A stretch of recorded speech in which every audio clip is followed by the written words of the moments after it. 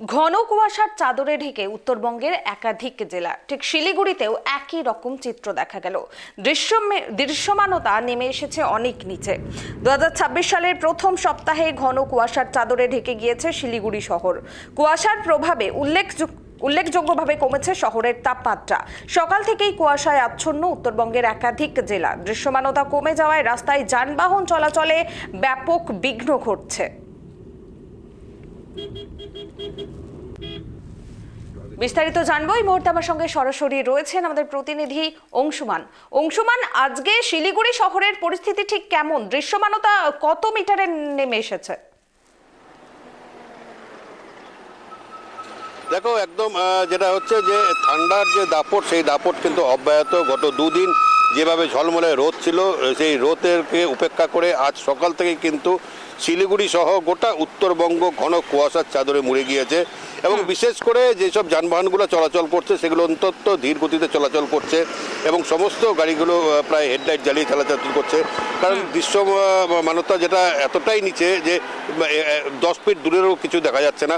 এবং সেই সঙ্গে যদি শীতের কথা বলি, উত্তরবঙ্গ জুড়ে সর্বপ্রথম আমাকে যেটা বলতে হয় সেটা হচ্ছে দার্জিলিংয়ের সর্বনিম্ন তাপমাত্রা আজকে কিন্তু 3 ডিগ্রি সেলসিয়াস এবং সর্বোচ্চ তাপমাত্রা সেখানে প্রায় 9 ডিগ্রি সেলসিয়াস।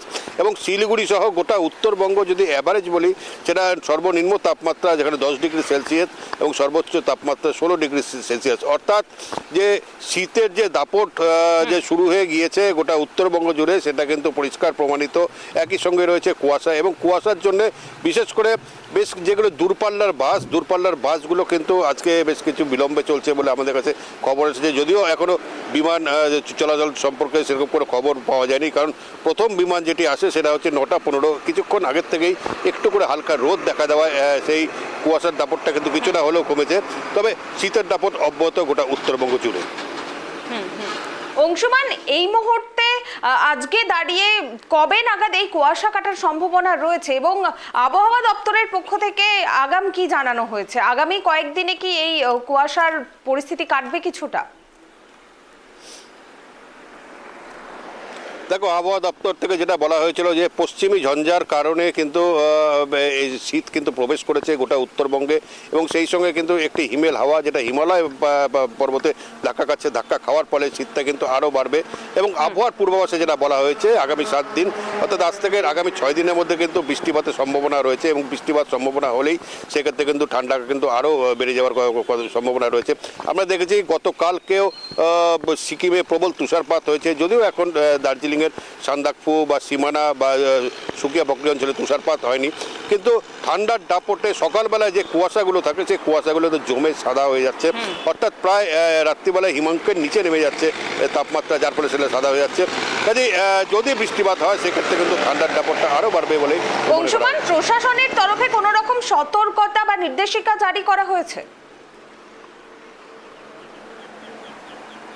দেখো, প্রশাসনের পক্ষ থেকে বারবারই বলা হয় যেগুলো কুয়াশা প্রবণ অঞ্চল, বিশেষ করে পাহাড়ি অঞ্চলগুলোতে এবং বিশেষ করে হাইওয়েগুলোতে, সেখানে যেন সকালবেলার দিকের বা সন্ধ্যের পরে যেসব গাড়ি ঘোড়া চলে তারা গাড়ি ঘোড়া যেন খুব সতর্কভাবে চালায়, এবং বিশেষ করে সেখানে যে স্পিড থাকে সেই স্পিডটাও কিন্তু আস্তে করে চালাতে বলা হয়, যাতে কোনো রকম দুর্ঘটনা না ঘটে। এছাড়া বিভিন্ন মোড়ে সেখানে পুলিশ প্রশাসন সকালবেলার থেকে বা সন্ধ্যের পর থেকে সেখানে যে ব্যারিয়ারগুলো থাকে, অর্থাৎ লোহার রেলিংগুলো মেন রাস্তাগুলো, সেগুলো কিন্তু আটকে রাখে যাতে গাড়িগুলো মন্থর গতিতে চলে।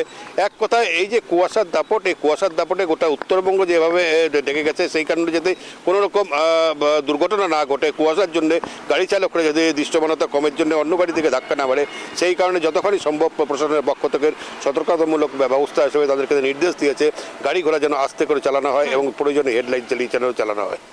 বেশ ধন্যবাদ অংশুমান। অর্থাৎ ঘন কুয়াশার চাদরে ঢেকে গিয়েছে গোটা উত্তরবঙ্গ।